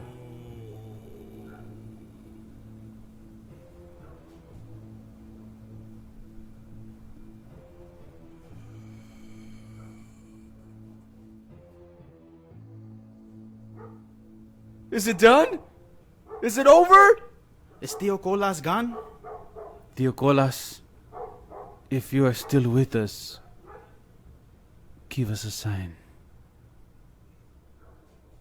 Theocolas? Hello? Theocolas has left to rest once again. Praise Jah. Man, I was a little shook there for a second. Yo, for real. Definitely won't forget this experience. I hope you have benefited from the ceremony. Now, will that be cash? Or I also take Cash App, Venmo, PayPal, or even Zelle? Yo. Yo, man, fuck this shit. I'm fucking out of here. Where are the roach clips? Oh shit! Louis, what are you doing here? How long have you been here? Long enough to smoke that half a joint Art left in the other room. Why does it smell like feet in here? So that was you banging on the door and moaning? Yeah. I was looking for the roach clips. It's burning my fingers. Oh yeah, by the way, I broke one of your glasses in the kitchen. It's dark and I knocked it over. I hope you're happy, Flip. Now we got no keys, no answer, and Louis smoked all of our weed. Last time I ever take suggestions from idiots on Facebook. What the hell are you even doing here, Louis? Came to drop off the keys to the storage unit. Theo Colas told me to give it to you guys. Then I got high. Remember all those roach clips? My fingers are burning. You see? The guy was a phony. You played yourself. Yo, chill. Play as fuck up. I grew up a screw up. Hard knock life shit, know what I mean? In case anybody cares, I put the roach down. Can't hold it anymore. Shut the fuck up, Louis. Thanks for smoking up the last of our weed. Don't suppose you got any cash to pitch in for another bag, do you? Just give us the keys and get the fuck out of here. Oh, shit. Damn. What the fuck was that? Did that Don Ween guy leave? Look, the accordion is on the floor. That's Tio Colas' accordion. How did it fall? It was in the closet on the top shelf. Am I high right now? Or do I hear some totally legit ghost sounds? Oh shit, look, the accordion. It's floating. More. Good more. There it is.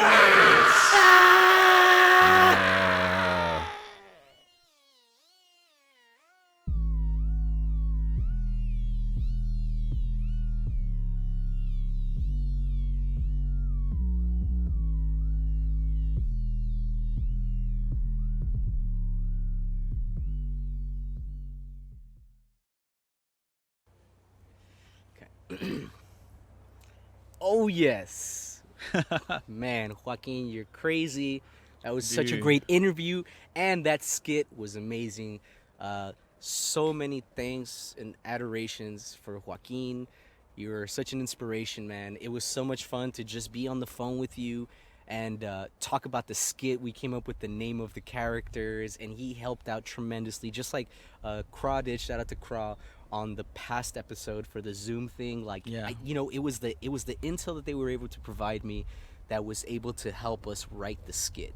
So, man, Joaquin, you're an amazing person. Thank you so much for being a part of the podcast. I hope you had fun, and it was a fun one for us too. We've never Dude, designed yeah. the set like that. Shout out to Sarah for the tons of amazing fun. set design, and all the cool conversations we had, man. Like, I feel like we barely even talked, but it was so great. Like it's Yeah. just so it's so awesome to hear that dude talk and just pick his brain. So shout out to Joaquin. Felipe, what is the word of the day? It's Rasquache. Rasquache. Rasquache is the English form of the Spanish term Rasquache. It's of the Nahuatl origin. It originally had a negative connotation in Mexico. It was used to describe anything like lower class, impoverished, but it was recontextualized by the Mexican and Chicano arts movement. The word was transformed to describe a specific artistic aesthetic, rasquachismo, suited to overcoming material and professional limitations faced by artists in the movement. It's the view of the underdog, which combines inventiveness with the survivalist attitude, rasquache. It's also like MacGyvering, ghetto rigging, Chicano ingenuity, rasquache. Rasquache. So if I had to use it in a sentence, it'd be like, hey, I broke the bong. Okay, I'll make a rasquache one. I'm gonna need a plastic bottle, a pen, and some foil. Rasquache. And I really wanted to use that word for Joaquin's episode because number one, I learned it from him. And I feel like we've had so many rasquache moments on stage where we've had to just make do and just, every time, even with this podcast, like, Yeah. we always just try our hardest and we just try to work with what we have. Yes, and sir. That's the musician attitude, right? Hell yeah. So we keep thriving, keep being rasquache. Are you watching anything cool, man? Anything you want to put the people on to? Actually, I've been watching some cheesy movies. I watched that one, Hubie Halloween with Adam Sandler. It's pretty funny. It's never kind of heard of like classic, but it's a new movie, but it has all the elements of his older movies. It's pretty funny. Okay. I'm gonna have to check that one out. I just saw something that was so fantastic. It just came out maybe about a month and a half ago, but that new South Park pandemic special. Oh, I heard about that. Holy shit, dude! This is a hack, you guys. You can just go to HBO and get yourself a 7-day free trial, and then just like watch that. That's like seriously all you need to watch on HBO. Watch that, and man, it like nobody puts things into perspective quite like South Park. Since I was Yeah. a kid, man, like watching the South Park movie, and just like a little kid, just like shut your fucking face, I'll come back out. You know what I mean? Like Oh, yo, man. that shit just taught me so much about life. And of Dude. course, South Park would have to put everything into perspective for us. It was fantastic. That's freaking funny. Yeah, I really loved it. What about some local music? Is there anybody you want to suggest to the folks? Anybody you see making a little splishty splash? I do want to mention studio Okay. here in San Antonio, Matador Studio here in San Antonio. Man, they've been doing it for some time. They've recorded tons of great San Antonio artists, Yeah. San Antonio bands, including Nahuatlatos. We did the second album, Jamás Inquieto Resistencia, and actually I had a project that I recorded with them a couple years ago, or maybe a little over a year ago. We were called Monta Vista, and did some indie tracks with them, but I know you recorded there as well, right? Yes, we did the Radio Tierra album in one day. Yeah. One fucking day, man. It was crazy. Wow, the whole album The in whole one day? album. I mean, we went back one more time to do like some vocals for Ariel, I think, but Wow, that's everything was- amazing, 'cause that's and a some good- and some like bass too. That's like a good sized album. I mean, like the length is Yeah. a full album. It was To like get a that done in 7-hour day. 7-hour day, man. That's good work. Knock that shit out.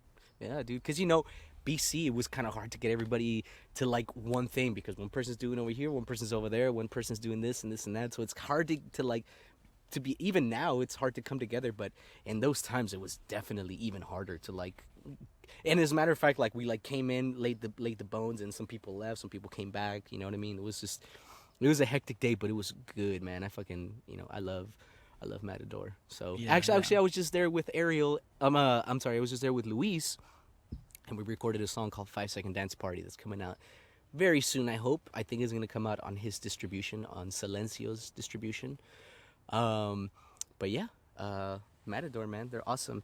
One person I did want to give a little bit of light to is the homie Karen Sol. She is the guitarist for Mírame. She actually just started solo like indie hip hop type of thing. Oh, And I word. just saw a few teasers that she's been dropping, and it looks pretty cool, man. Like I saw her on stage. We've played with her with Radio Tierra and Mírame. But I saw her on stage this one time, and she was like doing guitar solos, and she was rapping at the same time. I was like, get the fuck out of here. Oh I was wow. like, you have got to be fucking kidding me. Like, just how does your mind work? Like, that's just, the dexterity that it takes to do all that shit is just, is mind blowing. So shout out to her. She goes by K Soul. Look her up online. She's awesome, man. She's about to be getting ready to do some big things. Badass. So, do you have any final words? Anything you want to get Lay it off on your me, chest? man. What you got? Well, being that these are some very strange times, some people have it really good and some people have it really bad. But the powers of karma will always deliver. We all have fears, anxieties, and doubt. As Kanye said, the people highest up have the lowest self-esteem. The prettiest people do the ugliest thing. We are all in the same simulation together, folks. Try not to be an asshole to one another. The fact is, we are all weird. Find someone who's weird you can handle. And by God, man, if you do, never let go. Yeah, yeah. So, let me hear you shout out a badass woman, man. Who you got? Man, I know we really want to shout out Diana Abrego, That's which is right. Joaquin's mother. That is right, Diana Abrego. She is always a warm host whenever we're in Del Rio. She takes us to San Felipe Creek. Oh man, I love it there. Beautiful waters, beautiful waters. Her and Raul Abrego as well. That's Joaquin's dad. They've always been so good to us, so full of humor. She's got amazing stories. She just has like infinite knowledge, and she can just like you can sit there and have a beer with her and just listen to her talk all night. She really is fantastic. And speaking of, she actually taught me a word, right? And it's now a new trigger for me whenever I hear it, but it's the word don, right? And me being from Mexico, don has a completely different meaning than what she told me. And she was like, mijo, what you do on stage when you're rapping, that's your don. And I was like, what do you mean? What does don mean? She's like, it's your thing, it's your calling, it's your passion, it's your talent, it's the thing that you do, to give your life fulfillment and to enrich others' lives. And Right. I was like, holy shit, that is incredible. Diana, thank you so much for teaching me that, and I'm sure that I have lots more to learn from you. Definitely looking forward to the next time we can go back to Del Rio and chill once all this shit blows over. But until then, Diana, we love you. Thank you for giving us Joaquin. He definitely changed my life. I'm sure yours as Yes, well. absolutely. Tremendously. And what he's done for the scene has been amazing. So you should be very proud, and we know that you are. And we love him, and we love you, and Raul, and everybody, all the Abregos, all those Nahuatlatos, everybody. It's all love and what? Peace.